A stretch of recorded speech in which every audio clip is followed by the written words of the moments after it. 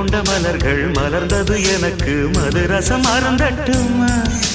விடுகின்ற வரையில் முடிகின்ற வரையில் கவிதைகள் எழுதட்டுமா